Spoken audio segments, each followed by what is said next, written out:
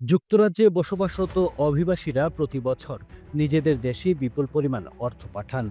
সর্বশেষ বিশ্লেষণে দেখা গেছে মোট রেমিটেন্সের পরিমাণ দাঁড়িয়েছে প্রায় 25.1 বিলিয়ন পাউন্ড। সবচেয়ে বেশি টাকা যায় ভারত, পাকিস্তান ও নাইজেরিয়ায়। এর মধ্যে ভারত একাই পাচ্ছে প্রায় 4.46 বিলিয়ন, পাকিস্তান 2.94 বিলিয়ন আর নাইজেরিয়া পাচ্ছে 2.76 বিলিয়ন পাউন্ড। এই তালিকায় বাংলাদেশও উল্লেখযোগ্য অবস্থানে আছে। দেশটিতে যুক্তরাজ্য থেকে বছরে প্রায় 828 মিলিয়ন পাউন্ড যায়, যা ইতালি, ঘানা বা ইসরায়েলের চেয়েও অনেক বেশি। বিশেষজ্ঞরা বলছেন এই রেমিটেন্স শুধু পরিবারের খরচ মেটায় না, শিক্ষা, স্বাস্থ্য ও বাসস্থানের মতো খাতেও সরাসরি ভূমিকা রাখে।